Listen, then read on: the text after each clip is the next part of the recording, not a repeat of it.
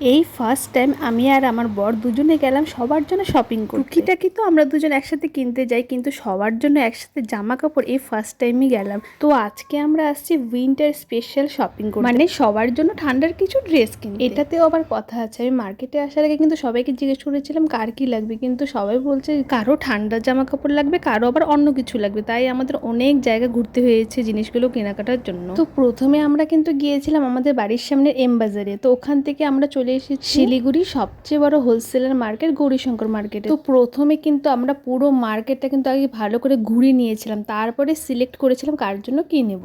তারপর যেখানে কিন্তু যেটা পছন্দ হচ্ছে সবার জন্য কিন্তু এক এক করে নিয়ে নিচ্ছি। এই যে এটা কিন্তু আমার জায়ের সোয়েটার, এটা আমার বরের খুব পছন্দ হয়েছিল, তাই বললো তুমি একবার ট্রাই করে দেখো কেমন লাগছে। তো আমার ভালোই লাগছিল দেখে এটা জায়ের জন্য নিয়ে নিলাম। তারপর আমরা চলে আসলাম জিন্সের দোকানে আমার ননদ আর আমার ভাস্তির জন্য জিন্স নেওয়ার জন্য। আমার ভাগ্নির জন্য কিন্তু জিন্স নেওয়ার ছিল, ও আসার সময় বলে দিয়েছিল আমার জন্য কিন্তু জিন্স আনবা, কিন্তু ওর যে কোমরের মাপ আমি এই পুরো দোকানে পেলাম না, তার জন্য আবার যেতে হলো অন্য জায়গায়। আর এই দোকান থেকে নিয়েছিলাম আমার ননদের জামাইয়ের জন্য জিন্স, ওরও জিন্সের দরকার ছিল, তাই ওর জিন্সটা এখান থেকে নিয়ে। তারপর আমরা এখান থেকে সোজা চলে গেলাম ব্ল্যাঙ্কেটের দোকানে, কারণ মায়ের জন্য ব্ল্যাঙ্কেট নেব, কেন কি মার সোয়েটার চাদর এগুলো বহুত আছে। তাই ভাবলাম এই যে নতুন রাজাইগুলো বেরোচ্ছে এগুলো মার জন্য নিয়ে যাওয়ার। সত্যি মা এটা পেয়ে খুব খুশি হয়েছিল। এখন অভিকের ড্রেসটা আনার জন্য যাচ্ছিলাম, আর এখানে দেখলাম এত সুন্দর সুন্দর জ্যাকেটগুলো রেখেছে, এত ভালো লাগছিল।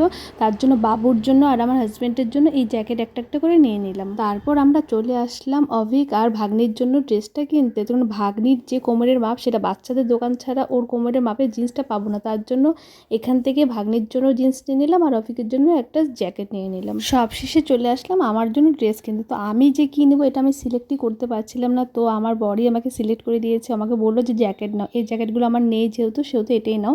আর ও কালারটাও আমাকে পছন্দ করে দিয়েছে। প্রথমে এই কালারটা দেখেছিলাম কিন্তু এটা আমার একটু টাইট টাইট মনে হচ্ছিলো, তারপরে চেঞ্জ করে আবার এই কালারটা নিলাম। তো যাই হোক কেনাকাটার বাহানায় দুজনে কিন্তু আজকে অনেকটা টাইম একসাথে স্পেন্ড করলাম। তারপর এখন সোজা চলে যাচ্ছে বাড়ি, কেন খাওয়া দাওয়ার টাইম হয়ে গেছে আর অভিক বাড়িতে একা বসে আছে খাওয়ার জন্য। চলো বাই বাই।